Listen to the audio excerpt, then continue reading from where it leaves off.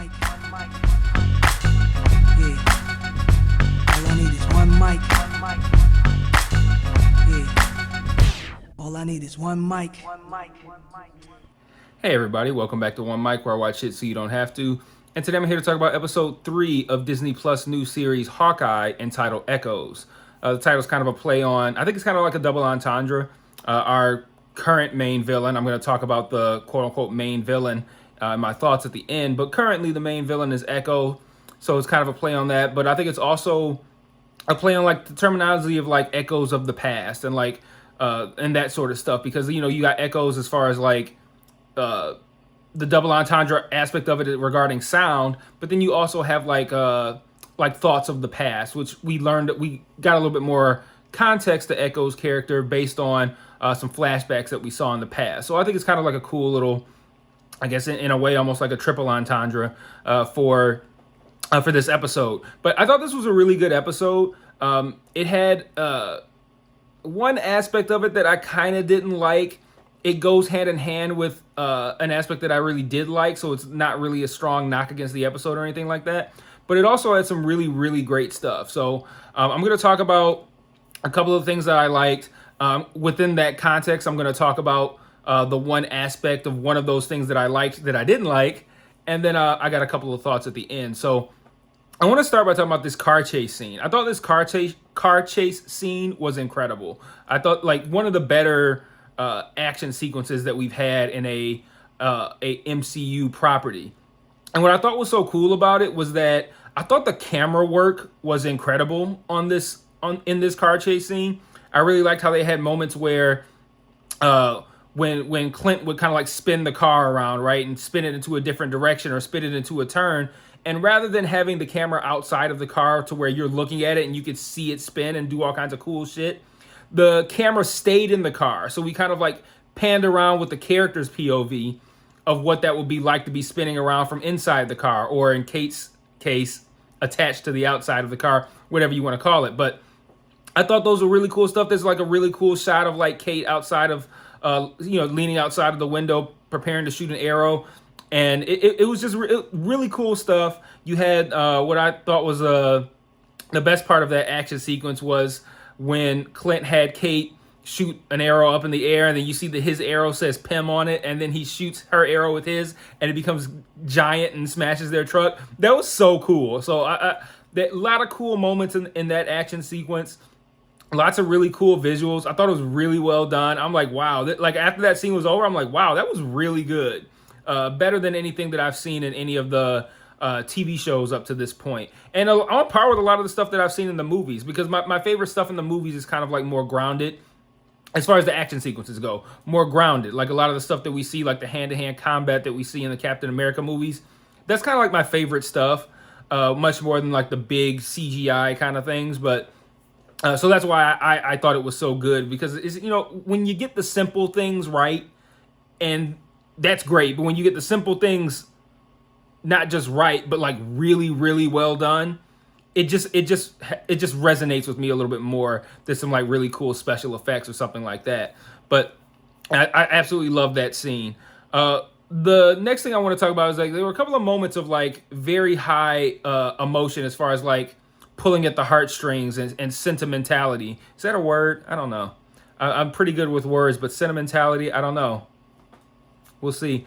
But well, I'll see after I'm done. After I'm done recording this, I'm like, did you make an ass of yourself, or did you actually use a good word? But there's a couple of moments like that, and the first is at the beginning.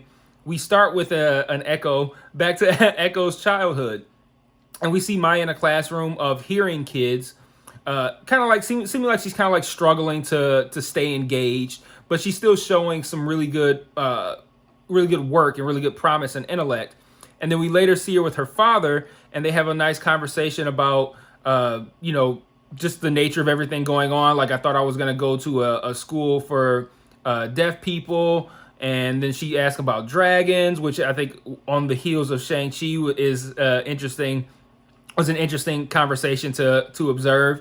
And then we move on and find out that with her in her martial arts class, her father can't stay for whatever reason, which is interesting. He seems like a very engaged father. And then he's like, yeah, I gotta go. Your uncle will take you home. And then you see the uncle's hand grabbing her cheek and just, shaking it like, good job or whatever. You look cute today or whatever that means. But talking about the uncle a little bit, that's got to be Fisk, right? In the comics, Maya's after Maya's father is killed, she kind of is like adopted by Wilson Fisk, Kingpin, and I think that's got to be him, right? Because they later we have the one guy, I think his name was Kuzo or something like that. He mentions the uncle, but he uses it more as like a title than a just a description of the relationship. So like the father says, you will leave with your uncle, which makes it sound like it's his brother. But then when the other guy mentioned, I think it was Kuzo. I'm not 100% sure on his name.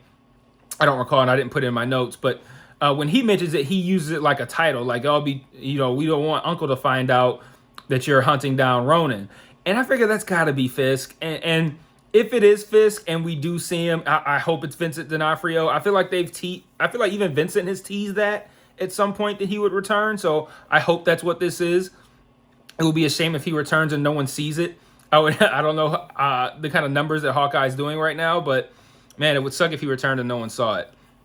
But I thought that opening sequence was great. I personally have issues seeing kids struggling with things, whether that's mental stuff, deformities, handicaps, anything of that nature. Like, it always just makes me feel sad to see that, because I feel like kids should not have to struggle with that kind of stuff. Like, I prefer kids to live, joyful, carefree lives, and we put that kind of fucked up stuff on the shoulders of adults. If one of my kids was born with some sort of handicap or something like that, I don't know how I would deal with it long term, but my immediate reaction my immediate emotion would be, why couldn't it be me instead? So like when I see stuff like that, kids struggling and because of some sort of issue, I always feel like, man, I wish kids didn't have to go through this. So I think that scene really tugged at my heartstrings.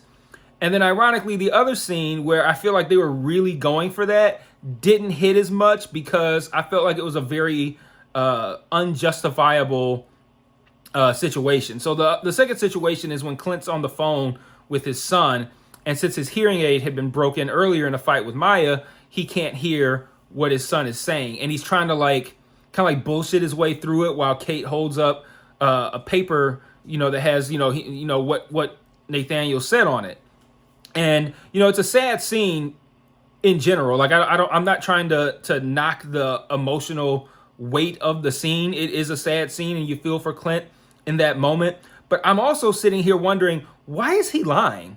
Like, he doesn't have to say, like, my hearing aid got broken because I was fighting Echo and I might not be home for Christmas. Like, he doesn't have to lay all that shit out. He could just say, my hearing aid's broken, so I can't hear you. I'll get it fixed tomorrow and I'll talk to you then. Something like that. Like, why is he lying? And so for me, that scene felt like emotional manipulation. Like, we're gonna present an implausible set of circumstances, or an unjustifiable set of circumstances, so we can have this sad scene to purposely tug at the viewer's heartstrings. And every time there's an emotional scene in anything, it's purposeful, right? It's meant to do that. But I don't want to feel like I'm seeing that manipulation from outside of the film or the show.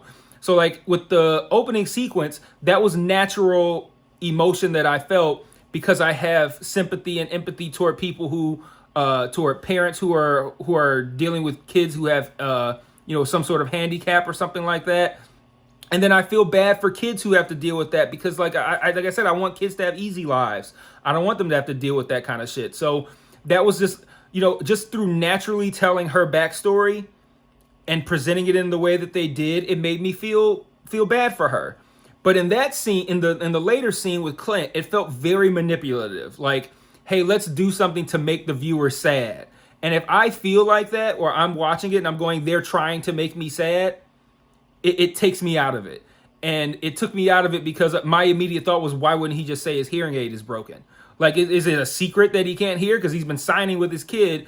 Like, why are we... Like, I understand that he wants to hide that he's doing Hawkeye type shit, but you don't have to just pretend like you can hear when you can't hear, just say, like, hey, my hearing aid broke. Like, what the fuck? Like, I'm taking it to get it fixed tomorrow, and then we'll talk tomorrow. So, like, immediately at the beginning of that scene, its impact was lessened for me, because at the very beginning, I'm going, why is he lying? And then as the scene plays out, I'm going, oh, he lied, because if he tells the truth, then they can't give me this incredibly emotional scene. And then now I feel manipulated. So on one side of things, I can look at the scene and say that was a great scene. It was a very emotional scene. But from the other side of it, I'm going, why? Like, I can't fully embrace it, because the manipulative aspect of it is too obvious for me. So that scene didn't hit as strongly as it should have for me. Now, granted, maybe I'm wrong and there's a viable reason that I missed to why he would lie about his hearing aid being broken. But from my perspective, I know that they know he has it, so there's no reason to lie about it being broken from that perspective. And his hearing aid being broken does not mean that he's been doing superhero shit and he won't make it home for Christmas. That seems to be his biggest issue, is not letting them know that he's doing superhero shit, so they'll think that he's still going to be home for Christmas. And I don't see how a broken hearing aid changes that. Like, you could still say, like, it could have fallen out just fucking for any fucking reason. Like, I took it out and it fell. I leaned my head, like anything. But like this whole like pointless lying, like I put in my notes, like this is extravagant and unnecessary lying. Like, why are you doing this? So that's what I'm thinking about, instead of thinking, oh, this is sad that he really wants to hear his kid and see his kid and talk to his kid and he can't. Like, that's where it should have gone. But the whole time I'm thinking, like, why is he lying? So that's that purposeful manipulation. That's where it fucks you up. But it was still a really good scene. So before I wrap up, I have a couple of thoughts that I want to give on the episode, because there's a lot of Easter eggs and stuff like that, and other things that I want to talk about. So in the opening scene, we see Ronan, who we know is Clint, killing Maya's father. So then now we got that gave us the motive for why she's so passionate about catching Ronan. So we got that. I like that they also have not forgotten about this watch, because the watch was kind of like the focal point of the Tracksuit Mafia when they broke into that auction, but it hasn't been mentioned since. And then and Clint, just kind of like in an offhand way, goes, is there anything else that they might have been trying to get at that auction? So I'm wondering how this watch is going to loop into everything. I'm also wondering how Yelena is going to loop into everything. Is Yelena who he's referring to when he says that there's somebody higher up? But I feel like he doesn't know about Yelena necessarily. So he's probably referring to Fisk, but I don't know. But I know Yelena's supposed to be in this, and now we're halfway through it, and I'm not even really seeing an opening for her. And then I'm also concerned with, like, how do you now juggle potentially multiple villains? Now, Echo is somebody who has gone, from villain to hero in the comics. And I feel like that's probably the direction we're going to go here. We're not going to have Echo as like, Echo's got her own show coming out. I thought it was going to be like from a villainous POV.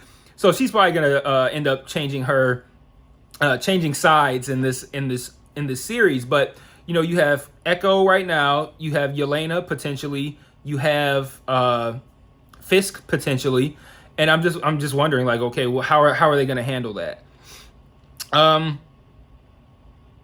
I forgot about Jack too. So we got the swordsman. Like, okay, so now there's 4 potential villains. And even if you say, okay, Echo's gonna join the good side, and maybe Fisk doesn't show up, you still have Yelena, who is definitely gonna be in the show, and you still have Jack, who is definitely already in the show and is a canonically established Hawkeye villain. So I don't know what they're gonna do there. Could get a little bit crowded. Another thought, great casting on the kid who plays Maya in the opening sequence.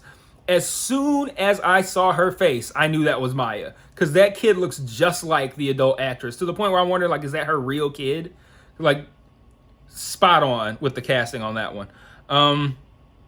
I also liked how when Echo comes in on her father being killed by Ronan, he leaves the bloody handprint on her face. And that's kind of like they do a lot with like the classic costumes in this episode. Echo has a white handprint across her face, and it's from that moment where the bloody handprint from her father is on her face, and that's what that's based on as she becomes an adult. And then also we have a nice little scene where Kate's trying to rebrand Clint's outfit, and she draws up something that is similar to his classic classic comic uniform. Although I do kind of think like giving us that kind of like nudge on classic costumes is kind of getting played out at this point. Like they've done that a lot in the Marvel properties. But I think that's all the comments that I had, all the little tidbits that I wanted to touch on. I wish we had gotten a little bit more Jack in this episode, but I like how it ended with him with the sword at Clint's throat. I wonder where that's gonna go, because he's so entrenched in the Hawkeye mythology. Is Clint gonna know who he is? Tying back to his circus time, or is it gonna be like a thing where like they're gonna iron things out? Like, oh yeah, and this is all one big misunderstanding, or is it gonna go totally left? Like, I'm very curious to where this whole Jack v. Clint v. Kate situation is gonna go, presumably at the start of the next episode. But really good episode. I've had really good fun with these first 3 episodes. I'm really enjoying this show. On a, I don't want to say sour note, if you've made it this far, I'm not sure I'm going to continue coverage of Marvel properties on this channel beyond 2021. Like, these videos do terrible for me. I'm not famous or anything yet. People are I'm doing decent for somebody who's only been doing this for a year, but with my lack of fame and lack of followers and subscribers and whatnot, there's way too much competition for MCU properties. So whenever I do these videos, they don't perform well. And there's too much work, time, thought, effort put into my videos for nobody to watch them. So I'm going to finish covering Hawkeye. I'm going to do a review for Spider-Man once that comes out. I got Thursday tickets for that, so I'll probably be putting that up first thing Friday morning on the 17th. But after that, I'm probably going to stop, just because until... I can't say until as if it's a foregone conclusion, unless I end up getting a substantial following to where my videos don't just get pushed down by the algorithm and they get no views or whatever. So no Marvel property has done well for me at all on this channel. I think maybe Shang-Chi, when I posted a review of that, did okay. But like I put out 3 things a week that do better than that Shang-Chi video did. It just did okay by comparison to the terribleness that all the other Marvel stuff does. So that's probably the direction I'm leaning right now, but we'll see. If something else pops up in a drought where I don't have too many other things to cover, maybe I'll still cover it. But that's how I'm feeling right now. 3 more episodes of Hawkeye and Spider-Man, and then I'm probably going to dead the MCU coverage until things get a little bit better and I feel like the videos will perform well. So that's it for now. Until next Wednesday, peace.